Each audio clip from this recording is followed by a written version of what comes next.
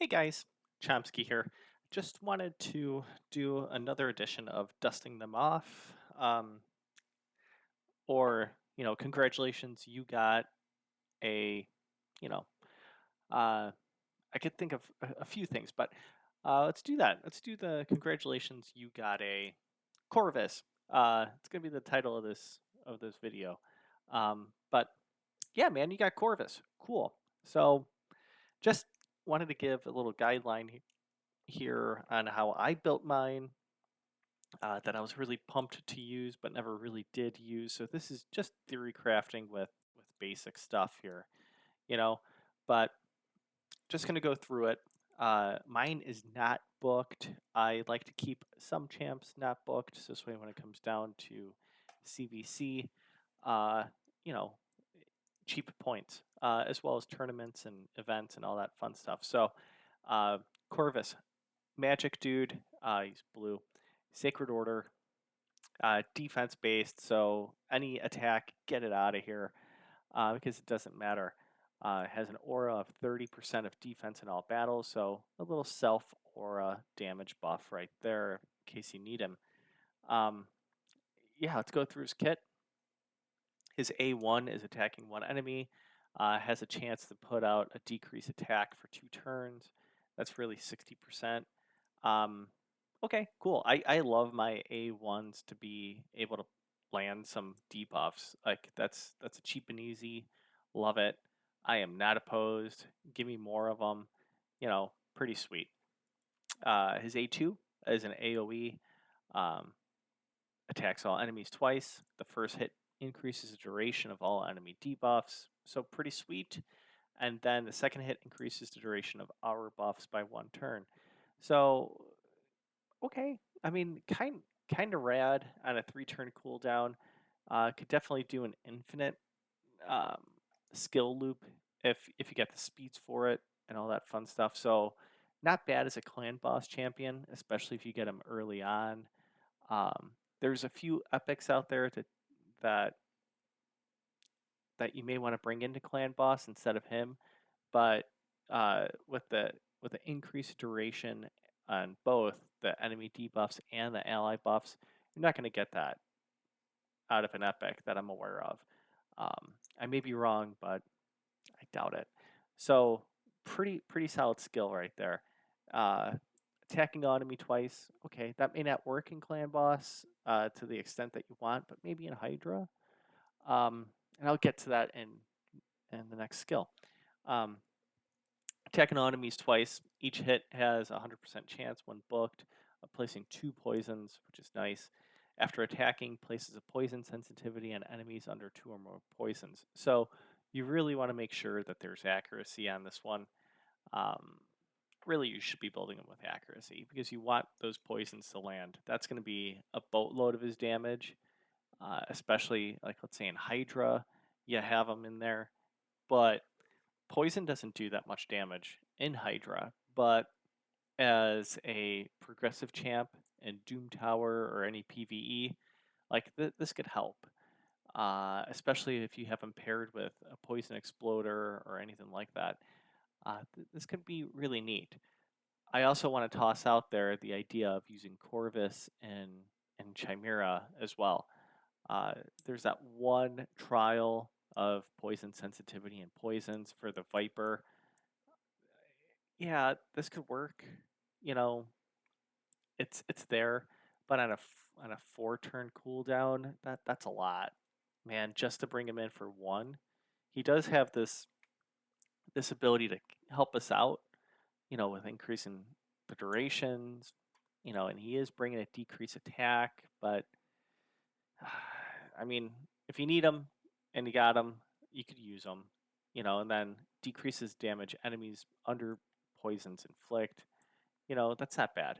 He just needs to put out 5 poisons, but that gets kind of hard out there when you can only put out 4 poisons at once. With each hit twice, placing 2, so 4 poisons. I, it's not bad. It's a cool kit. Don't get me wrong. It's just that poison doesn't really do that much damage. Um, you could do the Arachne Elixir on him if you want to bring him into PvP, but I don't see him that often in PvP. Where are you? I have 4 of them. You know, you could do this, but the problem is that it's going to be equal to 50% of the wearer's attack. Dude's a defense-based champ. It's very unlikely that you're going to build him up with a lot of attack and defense. Like ideally, you would have him as low of attack as possible, but like mine, I have him at 3,000 because he's in feral. I don't have him crit capped. I don't think having him in crit cap is essential because I'm using his poisons as. By the way, I was trying to use utilizing, but I said using. I was using his poisons as his main damage. So I got him at 49. That's a pretty solid accuracy benchmark, but anything over 300 and you're okay.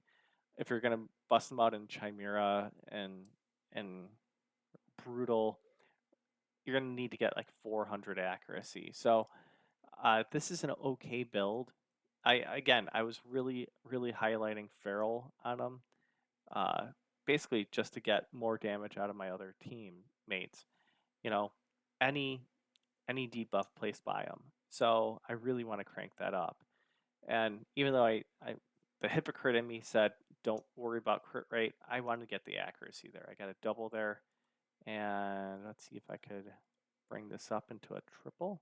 Ah, double crit damage, double accuracy. Not bad. Um, so I'm not opposed to this build of just feral. I could definitely crank out the jams here a little bit. Like here, it's a double in accuracy, so I need to start using these small gems. So that's why I need to start doing it. And there we go. Because it's pointless for me to have ones and twos and threes like this and wait for Plarium to get that rune or glyph accelerator thing going. That's fine. So, anyways, uh, thinking about relics here, anything that increases defense would be solid. Resistance is also nice. Um, I really like Molten Death Bell, but it doesn't make any sense because there's no poison there. So you, I mean, yeah, it gets kind of dicey here. You could always do Golden Elixir, but again, I'm looking at the stats more than anything else. So like having attack is just a wasted one. Um, yeah, I mean, it gets difficult with relics because you don't want to take off the top ones, so it gets kind of interesting. Like